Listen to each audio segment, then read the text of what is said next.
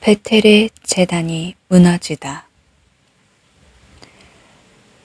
예로보암이 제단 옆에 서서 분향하려고 하는데 마침 하느님의 사람이 주님의 말씀에 따라 유다에서 베텔로 왔다. 하느님의 사람이 제단에 대고 주님의 말씀에 따라 외쳤다. 제단아, 제단아, 주님께서 이렇게 말씀하신다. 다윗의 집안에 한 아들이 태어나리니 그 이름은 요시야이다. 그가 네 위에서 분향하는 산당의 사제들을 네 위에서 제물로 바치고 사람의 뼈를 네 위에서 태울 것이다. 바로 그날 그는 한 가지 표징을 제시하며 이렇게 말하였다. 이는 주님께서 말씀하신 표징입니다.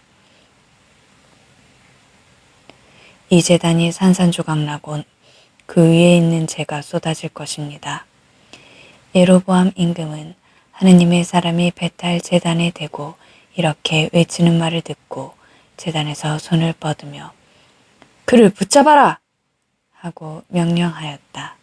그러자 그를 향해 뻗었던 손이 굳어 오므릴 수가 없게 되었다. 곧이어서 주님의 말씀에 따라 하느님의 사람이 제시한 표징대로 제단이 산산조각나고 제단에서 재가 쏟아졌다. 그러자 임금은 하느님이 사람에게 주 그대의 하느님께 호의를 간청하고 내 손이 회복되도록 기도해 주시오 하고 말하였다. 하느님의 사람이 주님께 간청하자 임금니 손이 회복되어 전과 같이 되었다. 임금이 하느님의 사람에게 말하였다. 나는 함께 집으로 가서 피로를 푸시오. 내가 그대에게 선물도 드리리다. 그러자 하느님의 사람이 임금에게 대답하였다. 임금님 궁전의 절반을 저에게 주신다 하여도 임금님과 함께 가지 않겠습니다. 그리고 이곳에서는 빵도 먹지 않고 물도 마시지 않겠습니다. 주님의 말씀에 따라 이런 명령이 저에게 내렸습니다. 빵도 먹지 말고 물도 마시지 마라. 그리고 온 길로 돌아가지도 마라. 그러고 나서 하느님의 사람은 그가 베텔에 왔던 길로 돌아가지 않고 다른 길로 갔다. 베텔의 늙은 예언자. 그 무렵에 한 늙은 예언자가 베텔에 살고 있었다. 그의 아들들이 와서 그날 하느님의 사람이 베텔에서 한 일을 모두 이야기해 주었다. 또한 그가 임금에게 한 말도 아버지에게 이야기해 주었다.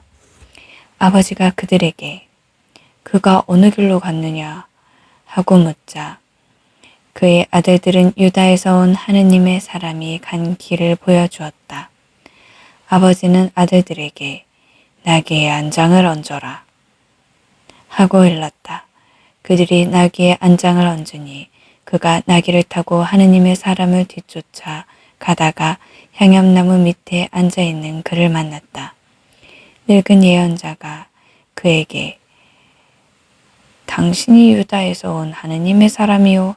하고 묻자 그는 그렇습니다. 하고 대답하였다. 예언자가 하느님의 사람에게 함께 집으로 가서 음식을 드시지요. 하고 권유하였다. 하느님의 사람이 말하였다. 나는 어르신과 함께 돌아갈 수가 없습니다. 또한 어르신의 집에 들어갈 수도 없고 이곳에서는 빵도 먹지 못하고 물도 마실 수 없습니다. 주님의 말씀에 따라 이런 명령이 저에게 내렸습니다. 여기에서는 빵도 먹지 말고 물도 마시지 마라. 그리고 온 길로 돌아가지도 마라. 그러자 예언자는 하느님의 사람에게 이렇게 말하였다. 나도 당신과 같은 예언자요. 한 천사가 주님의 말씀에 따라 그를 너희 집에 데려다가 빵을 먹게 하고 물을 마시게 하여라 하고 나에게 명령하였소. 그러나 그것은 거짓말이었다. 그리하여 하느님의 사람은 예언자와 함께 되돌아가서 그의 집에서 빵을 먹고 물을 마셨다. 그들이 식탁에 함께 앉아 있는데 하느님의 사람을 도로 데려온 예언자에게 주님의 말씀이 내렸다. 예언자는 유다에서 온 하느님의 사람에게 이렇게 선언하였다. 주님께서 이렇게 말씀하셨소. 너는 주님의 말을 어기고 주 너의 하느님이 너에게 내린 계명을 지키지 않았다. 너는 돌아와 빵도 먹지 말고 물도 먹지 말라고 한 곳에서 빵을 먹고 물을 마셨다. 그러므로 너희 죽음은 네 조상들의 무덤에 묻히지 못할 것이다. 하느님의 사람이 빵을 먹고 물을 마시고 나자 예언자는 그가 타고 갈 나귀에 안장을 얹었다. 그 나귀는 그를 도로 데려온 예언자의 짓이었다. 하느님의 사람은 그곳을 떠나가다가 길에서 사자를 만나 물려 죽었다. 그 죽음은 길에 내던진 채로 있었는데 나귀가 그 곁에 서 있고 사자도 그 곁에 서 있었다. 지나가던 이들이 길에 내던져진 죽음과 그 죽음 곁에 서 있는 사자를 보고 늙은 예언자가 사는 성읍으로 들어가서 이 일을 전하였다.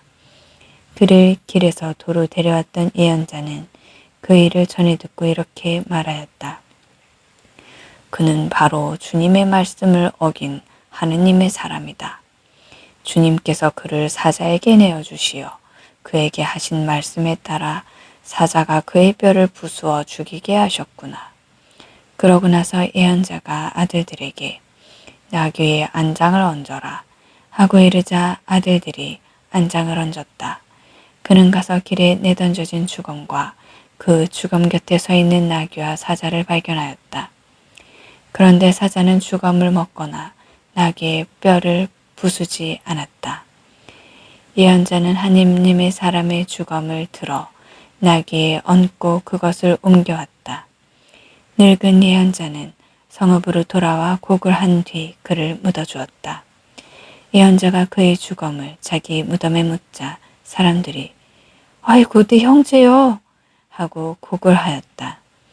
그를 묻은 뒤에 예언자는 아들들에게 이렇게 말하였다. 내가 죽거든 이 하느님의 사람이 묻힌 무덤에 나를 묻어라. 그리고 그의 뼈 곁에 내 뼈를 놓아라. 그가 주님의 말씀에 따라 베텔에 있는 제단과 사마리아 성읍들에 있는 모든 산당을 두고 선언한 말이 반드시 이루어질 것이다. 이런 일이 있은 뒤에도 예로보암은 그의 악한 길에서 돌아서지 않고 또 다시 일반 백성 가운데에서 산당의 사제들을 임명하였다. 그는 원하는 사람은 누구에게나 직무를 맡겨 산당의 사제가 될 수 있게 하였다. 예로보암 집안은 이런 일로 죄를 지어 마침내 멸망하여 땅에서 사라지게 되었다.